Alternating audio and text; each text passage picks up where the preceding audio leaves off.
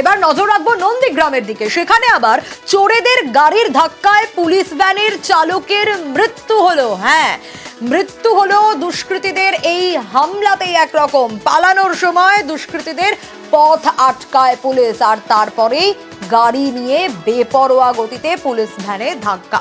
সুজিত আরো বিস্তারিত এই বিষয়ে জানাতে পারবে। সুজিত, চোরেদের গাড়ির ধাক্কায় পুলিশ ভ্যান চালকের মৃত্যু, কি চুরি করে পালাচ্ছিল এই দুষ্কৃতীরা, কিভাবে এই ঘটনা ঘটলো? সোনিয়া, দেখো, যে ঘটনা ঘটেছে তাতে মর্মান্তিক মৃত্যু হয়েছে পুলিশ গাড়ির চালক, এবং সেই ঘটনা কিভাবে ঘটলো তা সামনে আসার পর সবাই কিন্তু রীতিমতো বলা যায় ক্ষুব্ধ হয়ে ওঠেন। কারণ এলাকার মানুষজন বারবার অভিযোগ করছিলেন সোনিয়া, যে গোটা নন্দীগ্রাম জুড়ে ষাঁড়, যে চুরির কথা তুমি বলছো, ষাঁড় চুরি হয়ে যাচ্ছে। গাড়িতে করে একদল দুষ্কৃতী তারা কিন্তু নিয়মিত ষাঁড় চুরি করছিলেন। সেই খবরের কারণেই কিন্তু টহলদারি বাড়ায় পুলিশ গোটা নন্দীগ্রাম জুড়ে, কারণ মানুষজন ক্ষোভ এ নিয়ে জানাচ্ছিলেন বারবার। সুজিত, নিয়মিত ষাঁড় চুরি কতদিন ধরে চলছিল এই কারবার? 2 নম্বর যে, এবং এটা চলছিল কয়েক মাস ধরে চলছিল। আজকে নন্দীগ্রাম 2 নম্বর ব্লকের যে ঘটনা, সেখানে কিন্তু মর্মান্তিক ঘটনা, ভয়ঙ্কর ঘটনা। সেই ঘটনাতে দেখা গেল কি না, যারা দুষ্কৃতী তারা 10 জনের মতো ছিল টিমে, তারা গাড়িতে করে ষাঁড় তুলে নিয়ে চলে যাচ্ছিল। সেটা দেখে বাধা দিতে যায় পুলিশ। সেই যখনই বাধা দিতে যায়, সেই গাড়িকে ধাক্কা মেরে দুষ্কৃতীদের গাড়ি চলে যায়, এবং তখনই কিন্তু ঘটনাস্থলে মৃত্যু হয় ওই পুলিশ গাড়ির চালকের।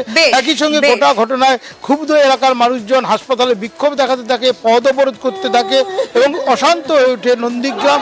এখন পরিস্থিতি নিয়ন্ত্রণে এসেছে, পরিস্থিতি নিয়ন্ত্রণে আনা সম্ভব হয়েছে, তদন্ত চলছে। গাড়িটা এখানে সাইড করে রাস্তার মাঝখানে করে দাঁড় করে দেয়। তখন ওই পুলিশ গাড়িটা ধাক্কা মারার ফলে ড্রাইভার নামে বেরিয়ে চলে গেছিল, তার উপর দিয়ে গাড়িটা নিয়ে চলে গেছে পুলিশ ড্রাইভার। যারা এই ঘটনা ঘটিয়েছে তাদের শাস্তি হোক। পরিবারটাকে যারা হাহাকার করে দিয়ে গেল প্রশাসনের সামনে, সেই পরিবারটা কিভাবে বাঁচবে তার একটা সুব্যবস্থা করে দেবে। নজর রাখবো এবার পশ্চিম মেদিনীপুরের চন্দ্রকোনার দিকে। চোলাইয়ের দোকানে মহিলাদের অভিযান, ছবি দেখাবো। একেবারে জারিকেন থেকে চোলাই রাস্তায় ফেললেন মহিলারা। দেখুন সেই ছবি দেখাচ্ছি আপনাদের।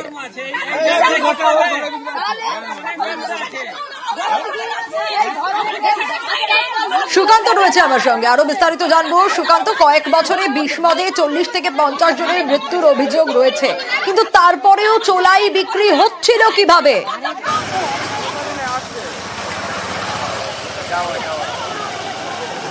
একদমই সোনিয়া, সেই অভিযোগ করছেন এলাকার মানুষ। তাদের দাবি, বছরের পর বছর শুধু বাড়িতে নয়, ভুসিমাল দোকান থেকে শুরু করে বিভিন্ন দোকানে অবৈধ বিষ, চোলাই মদ, সেই কারবার চলছে। আর যার ফলে 40 থেকে 50 জনের মৃত্যু হয়েছে কয়েক বছরে। এবং তার জেরেই আজকে দাসপুর 1 নম্বর ব্লকে ধরমপুর ইসলামপুর এলাকায় মহিলারা সংগঠিত হয়েছেন, অর্থাৎ প্রমীলা বাহিনী। তারা কিন্তু এলাকা থেকে বিষ, মদ তুলতে উদ্যত হয়েছেন। তারা যারা ব্যবসা করছেন তাদের বাড়িতে যেমন হানা দিয়েছেন, এবং বিষ, মদ তারা নষ্ট করেছেন, পাশাপাশি হুমকিও দিয়েছেন যে এলাকায় এইভাবে বিষ, মদের ব্যবসা করা যাবে না, এবং তারা এরপর যদি আবারও ব্যবসা চলে তাহলে ব্যবস্থা নেওয়া হবে। বেশ। অন্যদিকে পুলিশ পরিচয়ে চাকরি প্রতারণা। হ্যাঁ, 6.5 লক্ষ টাকা প্রতারণার অভিযোগ রয়েছে। পরিবহন দপ্তরে চাকরি দেওয়ার নামে প্রতারণার অভিযোগ। আরো বিস্তারিত জানবো জিয়াউলের কাছ থেকে। জিয়াউল, কিভাবে এই প্রতারণা, কতদিন ধরে এই কাজ চলছিল, আর কারো সঙ্গেও কি এরকম ঘটনা ঘটেছে? একদম, দেখো, এর আগেও কিন্তু মাস 4 আগেই কিন্তু আধার কার্ড ভুয়ো দলিল করার অভিযোগে কিন্তু গ্রেপ্তার হয়েছিলেন। তারপরে জেল থেকে ছাড়া পাওয়ার পরেই নতুন করে প্রতারণার ছক, অর্থাৎ তিনি পরিচয়, অর্থাৎ শেখ মমতাজ আলী, তিনি কিন্তু পুলিশ পরিচয় দিয়ে পরিবহন দপ্তরে চাকরি দেবেন বলে আমডাঙ্গার এক মহিলার কাছ থেকে প্রায় 6.5 লক্ষ টাকা নেয়। কিন্তু সেটা দীর্ঘ সময় ধরে সেই টাকা নিলেও তাকে চাকরি দিতে পারেননি, ফলে সবটাই যে ভুয়ো। তারপরে তিনি থানার দ্বারস্থ এবং শেখ মমতাজকে একাধিক প্রথমবার তিনি যখন বলেন তখন তিনি পুলিশের ভয় দেখায়, তখন তিনি একজন পুলিশ কর্মী, ফলে তাকে কেউ কিচ্ছু করতে পারবে না। এই সুযোগ নিয়েই কিন্তু এক মহিলার কাছ থেকে 6.5 লক্ষ টাকা নেয়। তারপরে তিনি আমডাঙ্গা থানায় অভিযোগ দায়ের হয়। সেই অভিযোগের ভিত্তিতে শেখ মমতাজকে গ্রেপ্তার করে পুলিশ। সূত্রে আরও খবর, এই মমতাজ কিন্তু মাস 6 আগেও অর্থাৎ ভুয়ো আধার কার্ড, পাসপোর্ট সহ একাধিক কেসে কিন্তু তিনি গ্রেপ্তার হয়েছিলেন। দীর্ঘদিন জেল কাটার পরে নতুন করে তিনি ছাড়া পাওয়ার পরে আবার এই নতুন প্রতারণার ছকাতে পুলিশ পরিচয় দিয়ে বিভিন্ন লোকের কাছ থেকে চাকরি দেওয়ার নাম করে তিনি টাকা হাতাচ্ছিলেন এবং এক মহিলার কাছ থেকে 6.5 লক্ষ টাকা হাতানোর পরেই আমডাঙ্গা থানায় অভিযোগ দায়ের হয় এবং সেই অভিযোগের ভিত্তিতেই শেখ মমতাজকে গ্রেপ্তার করে আমডাঙ্গা থানার পুলিশ। বেশ,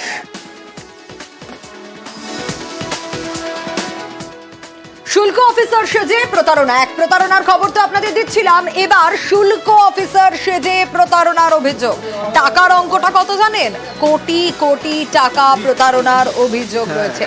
কাঁচরাপাড়া থেকে এখনো পর্যন্ত একজনকে গ্রেপ্তার করা গেছে। অরুণ রয়েছে আমার সঙ্গে। অরুণ, বাজেয়াপ্ত হয়েছে নীলবাতি লাগানো গাড়িও। ধৃতের কাছ থেকে আর কি কি পাওয়া গেল? কিভাবে এই প্রতারণা চালাচ্ছিলেন? কতদিন ধরে? আরো কেউ কি যুক্ত রয়েছে?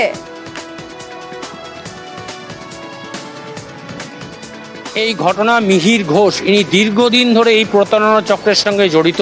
তিনি বারাসত, মধ্যমগ্রাম, বসিরহাট বিভিন্ন জায়গায় লোককে চাকরি পাইয়ে দেবেন বলে বিভিন্ন জায়গা থেকে টাকা নেন, নিজেকে কাস্টমস অফিসার বলে পরিচয় দেন এবং নীলবাতি করা গাড়িতে তিনি ঘুরে বেড়ান। তার সঙ্গে একটি পিস্তলও রয়েছে এবং বারাসত বিভিন্ন এলাকা থেকে এভাবে প্রতারিত করে তিনি সে কাঁচরাপাড়া জোনপুর একটি বাড়িতে ভাড়া রয়েছেন কিছুদিন আগে। এখান থেকে বারাসত থানার পুলিশ খবর পায় এবং এখানে তারা জানতে পারে যে এখানে ইচ্ছা আছে। তারপর কিন্তু যারা প্রতারিত হয়েছেন তারা সবাই মিলে এখানে আসে এবং এসে তার কাছ থেকে তাকে হাতে নাতে তাড়িতে বাড়িতে পেয়ে যায়। তারপর থানায় খবর দেওয়া হলে পুলিশ কিন্তু তাকে পাকড়াও করে। তার কাছ থেকে নীলবাতি গাড়িটি উদ্ধার করা হয়েছে, একটি পিস্তল উদ্ধার করা হয়েছে এবং নগদ 1,40,000 টাকা কিন্তু তখন তার ঘর থেকেই পাওয়া যায়। শুধু একজন নয়, শয়ে শয়ে মানুষকে তিনি প্রতারিত করছেন দীর্ঘদিন ধরে। এবার তাকে গ্রেপ্তার করা হয়েছে এবং তার সঙ্গে আরও কে কে জড়িত আছে বা কে এত বড় চক্র, তিনি কীভাবে এত টাকা কোথা থেকে আত্মসাৎ করলেন, কীভাবে করলেন, এবার কিন্তু তদন্তে পুলিশ।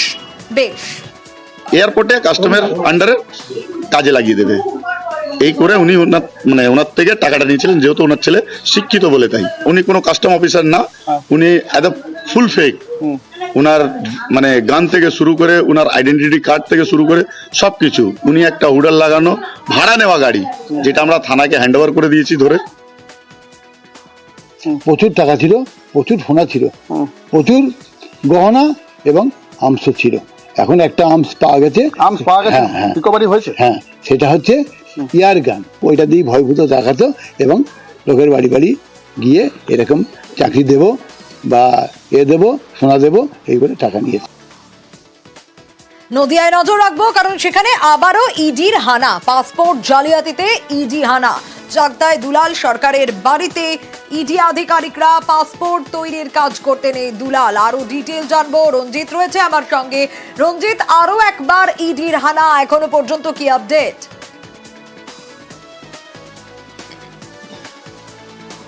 দেখো, দুলাল হালদারের বাড়িতে 7 ঘন্টা, দীর্ঘ 7 ঘন্টা তল্লাশি এবং জিজ্ঞাসাবাদ করে ইডি আধিকারিকরা। তো একেবারে ভোরবেলায় তারা পৌঁছে গেছিল চাকদা থানার শিবপুরের গ্রামে এবং দুলাল হালদারের বাড়িতে। যদিও পরিবার সূত্রে জানতে পারা যাচ্ছে দুলাল হালদার সে সময় বাড়িতে ছিলেন না, পরিবারের অন্যান্য যারা সদস্য ছিলেন তাদের সাথে কথাবার্তা বলেন এবং বেশ কিছু নথিও তারা খতিয়ে দেখেন ইডি আধিকারিকরা। তবে 7 ঘন্টা ছিলেন একদম দুলাল হালদারের বাড়িতে। তবে জানি না কি যে গত 2 দিন আগেই গেদেতে অলোকনাথের বাড়িতে ইডি যেভাবে অভিযান চালিয়েছিল, সেখানে প্রায় 10 ঘন্টা টানা ম্যারাথন জিজ্ঞাসাবাদ করেছিল অলোকনাথকে।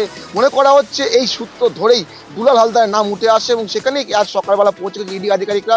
এবং সেখানে যদিও এই তদন্তের পরে পরিবারের সদস্যরা কথা বলতেনি, শুধু তার একজন সদস্য কথা বললেও বাকি সদস্যরা কথা বলতে তারা বাড়ির দরজা জানালা বন্ধ করে ঘরে ঢুকে যায় এবং দুলালকে কিন্তু খুঁজে পায়নি ইডি আধিকারিকরা। তবে 7 ঘন্টা তারা, দীর্ঘ 7 ঘন্টা তারা পরিবারের লোকের সাথে কথা বলে এবং বেশ কিছু নথি তারা খতিয়ে দেখে। যদিও ইডি আধিকারিকরা স্বীকার করেনি তারা কোনো নথি বাজেয়াপ্ত করেছিল, তবে দুলালকে কিন্তু খুঁজে পায়নি ইডি আধিকারিকরা। বেশ,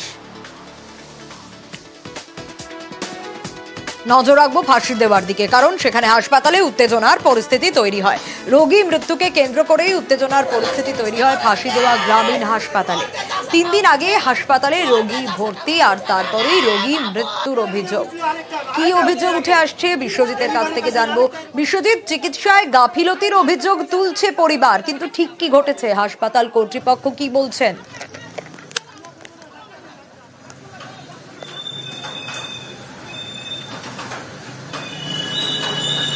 এই ফাঁসি দেওয়া গ্রামীণ হাসপাতালে কিন্তু পরিবারের অভিযোগ যে 3 দিন ধরে হাসপাতালে ভর্তি থাকার পরেও এই রোগীকে কোনোভাবে কিন্তু সুচিকিৎসা দেওয়া হয়নি। একবারে বেডের মধ্যে এক কোণে ফেলে রাখা হয় এবং যার জেরে এই রোগীর কিন্তু মৃত্যু হয়। এবং গোটা ঘটনায় যখন আজ এই খবর চাউর হয়, তারপরেই কিন্তু উত্তপ্ত পরিস্থিতি তৈরি হয়। রোগীর পরিজনেরা কিন্তু অভিযোগ করেন যে কর্তব্যরত চিকিৎসক সুচিকিৎসা না দেওয়ার জন্য কিন্তু এই রোগীর মৃত্যু হয়েছে।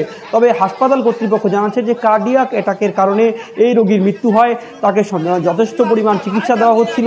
তার শরীরে এই পেটের সমস্যা ছাড়াও অন্যান্য আনুষঙ্গিক সমস্যা ছিল, যে সমস্যা কিন্তু হার্ট অ্যাটাকের জন্য এর মৃত্যু হয়েছে।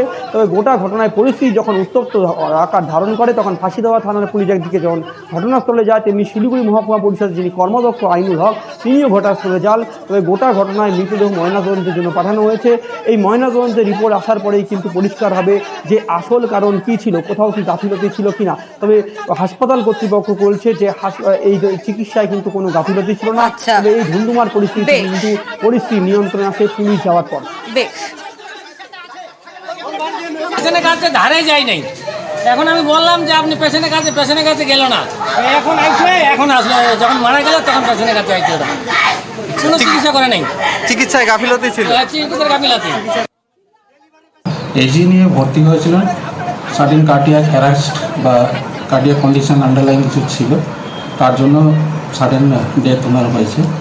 তো এতে নেগলিজেন্সের কোনো ব্যাপার এর মধ্যে নেই।